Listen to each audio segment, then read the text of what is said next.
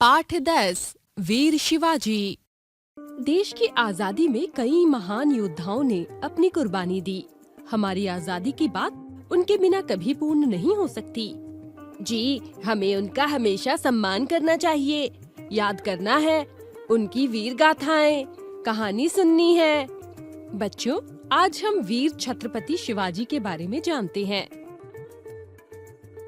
15वीं-16वीं सदी को इतिहास का मध्य युग के रूप में जाना जाता है।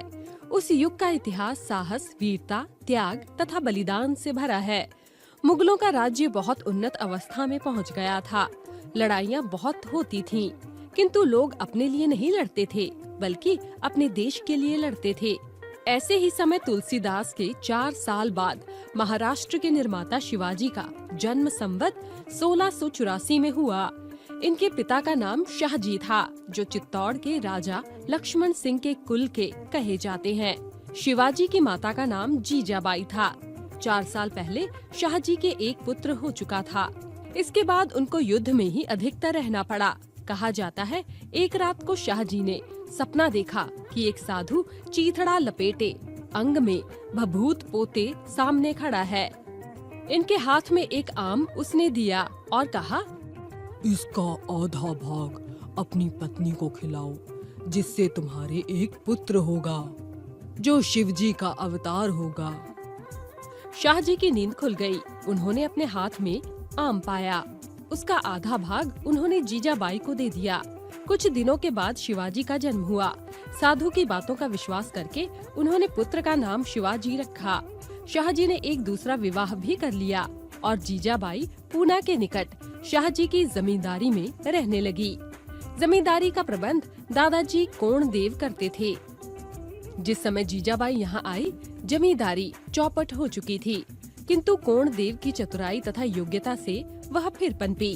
कोणदेव ने शिवाजी को घुड़सवारी तथा धनुष बाण चलाने का अभ्यास कराया। उन्होंने तथा शिवाजी की माता ने पुराने ग्रंथों से रामायण तथा महाभारत की कथाएं सुनाई।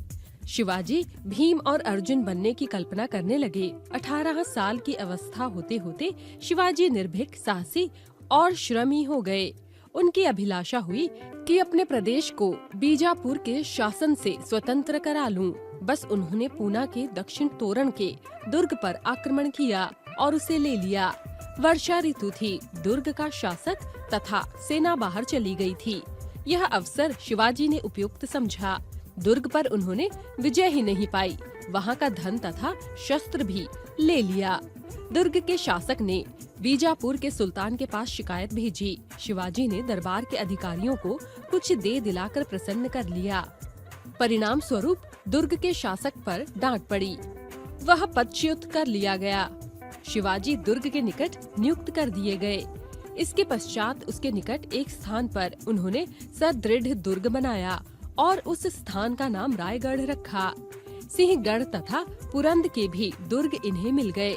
इस प्रकार उनके हाथ 4 दुर्ग आ गए। किंतु इन दुर्गों को लेने तथा बनवाने में शिवाजी का सब धन लग गया और उनके पास पैसा न रहा। इन्हीं दिनों बीजापुर में सुल्तान का एक अधिकारी कुछ सैनिकों के साथ बीजापुर का खजाना लेकर जा रहा था। शिवाजी ने उस पर छापा मारा और सारा धन लूट लिया। उन्होंने इस धन से और दुर्गों पर अधिकार जमा लिया। बीजापुर के सुल्तान बहुत क्रोधित हुए और आज्ञा दी कि शिवाजी तुरंत दरबार में उपस्थित हो। शिवाजी ने उत्तर दिया कि जितने दुर्ग तथा स्थान ले लिए हैं, मुझे मिल जाएं, तो मैं उपस्थित हो जाऊंगा। इस बात पर बीजापुर के सुल्तान का पारा बहुत ऊपर चढ़ गया। उन्होंने शिवाजी के पिता को दीवार में चिनवा दिया।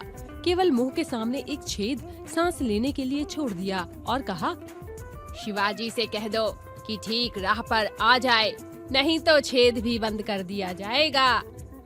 शिवाजी ने मुगल सम्राट से शाहजी को छोड़ देने के लिए पत्र लिखा और शाहजी छोड़ दिए गए। शिवाजी का साहस बढ़ता गया। जहाँ जो स्थान मिलता, जो संपत्ति मिलती, वे उस पर कब्जा कर लेते थे। बीजापुर के सुल्तान जब किसी प्रकार विजय प्राप्त न कर सके, तब उन्होंने अपने अधिकारी तथा सैनिक अफजल खां को शिवाजी को पकड़ने के लिए भेजा। सैनिकों की एक टुकड़ी के साथ वह एक पिंजड़ा भी लाया, जिसमें शिवाजी को बंद कर बीजापुर के दरबार में ले जाने वाला था। इस सब की सूचना जासूस द्वारा शिवाजी को प्राप्त हो गई थी। प्रतापगढ़ के किले के पास दोनों की भेंट की तैयारी हुई। शिवाजी को अफजल खां की नीयत का पता चल ही गया, इसीलिए इन्होंने वस्त्र के नीचे लोहे का जेहर बख्तर पहना, पगड़ी के नीचे लोहे का टांप पहना, बाईं आस्तीन में छुरा लिया और दाहिने हाथ में बग नखा पहन लिया। दो साथियों के साथ ये लोग एक तंबू में मिले। अफजल खां ने देखा कि उसे यह उपयुक्त अवसर मिल गया है।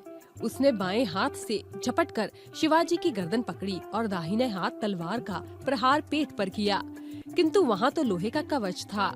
शिवाजी ने अपनी गर्दन छुड़ाने की चेष्टा की, किंतु सफलता न मिली। उन्होंने झट बाएं हाथ का छुरा अफजल खान की पीठ में भोंक दिया और बग नखा से उसका पेट फाड़ डाला। अफजल ने सिर पर तलवार की चोट की, लोहे की टोप कट गया और शिवाजी के सिर पर साधारण चोट लगी। अफजल खां के दोनों साथी सहायता के लिए दौड़े, किंतु उनकी एक न चली। शिवाजी के सहायकों ने अफजल खां के सहायकों का वध कर दिया। तभी शिवाजी के सैनिकों ने आक्रमण कर दिया और सारी सेना नष्ट कर दी।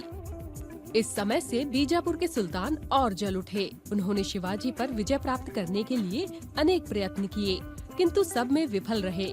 इधर शिवाजी विजय पर विजय प्राप्त करते जा रहे थे और अपना राज्य बढ़ा रहे थे। अंत में इनके पिता के प्रयत्न से बीजापुर तथा शिवाजी के बीच संधि हो गई। अब शिवाजी बीजापुर का राज्य छोड़ मुगल सम्राट के भीतर आक्रमण करने लगे। शिवाजी के सैनिकों ने मुगल सैनिकों का वेश धारण करके शाइस्ता खान के निवास स्थान में प्रवेश किया, उसके सैनिकों को पराजित किया। शाइस्ता खान का पुत्र मारा गया और वह भाग गया। भागने से उसके हाथ की उंगलियां कट गई। औरंगजेब उससे बहुत रुष्ट हुआ और उसे दक्षिण से हटा लिया। शिवाजी का काम चलता रहा। अंत में औरंगजेब ने एक बड़ी सेना भेजी, जिसमें जय सिंह भी थे। शिवाजी ने इस समय संधि कर लेना ही उचित समझा और औरंगजेब के दरबार में जाना स्वीकार किया और इन्हें वहां बंदी बना लिया। लेकिन वहां उन्होंने अस्वस्थता का बहाना किया और रोग के निवारणार्थ नित्य मिठाई बांटे जाने लगी। मिठाई की टोकरी में बैठकर एक दिन वह वहां से भाग गए। मथुरा, प्रयाग, काशी, गया होते हुए वे पूना पहुँचे। सन 1674 ईस्वी में रायगढ़ में इन्होंने राजा की पदवी धारण की और बड़े धूमधाम से यह समारोह संपन्न हुआ। काशी से भागा भट्ट गए थे, जिन्होंने इनका यज्ञोपवीत करवाया। इसके पश्चात इन्होंने सुदूर दक्षिण तक अपने राज्य का विस्तार किया।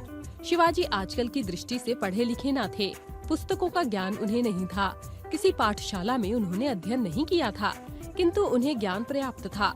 पंडितों तथा विद्वानों का बहुत सम्मान करते थे। हिंदी के विख्यात कवि भूषण इनके दरबार में रहते थे। भूषण घर से रुष्ट होकर भाग गए थे। शिवाजी की ख्याति सुनकर दक्षिण चले गए। शिवाजी एक मंदिर में ठहरे थे, वहीं शिवाजी से इनकी भेंट हुई। शिवाजी ने इनसे परिचय पूछा तो इन्होंने कहा, मैं कवि हूँ, महाराज शिवाजी के दरबार में जा रहा हूँ। शिवाजी ने कहा, वहाँ क्या सुनाइएगा, कुछ मैं भी तो सुनूं। भूषण एक के बाद एक छंद सुनाने लगे। 52 कविता कवित्व सुनाने के बाद चुप हो गए।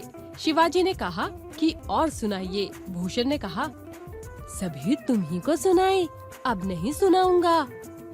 शिवाजी ने तब अपना परिचय दिया और कहा जाता है कि 52 छंदों पर 52 लाख रुपए, 52 गांव और 52 हाथी पुरस्कार में दिए।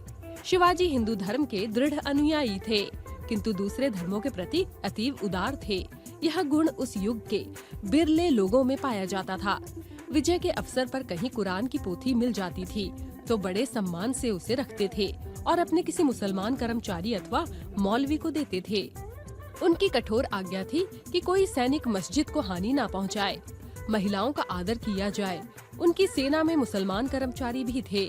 वे अपनी जन्मभूमि स्वतंत्र कराना चाहते थे, किंतु किसी धर्म या जाति से उनको किसी प्रकार का द्वेष नहीं था। शिवाजी बहुत अच्छे सैनिक और सेनानी थे। जिस प्रकार वह लड़ाइयों का संचालन करते थे और उनकी योजना बनाते थे, उसकी प्रशंसा यूरोप के युद्ध विद्या के पंडितों ने भी की है। शिवाजी को सदा उत्साहित करने वाले तथा उनके विचारों को ऊंचा बनाने वाले उनके गुरु थे रामदास। जिस प्रकार शैशव में उनकी माता ने तथा लड़कपन में दादा कोण देव ने शिक्षा में उन्हें उत्साहित किया, उस प्रकार ही यौवन में समर्थ गुरु रामदास ने उनके हृदय को अपनी ऊंची शिक्षा से देश प्रेम के भावों से भर दिया।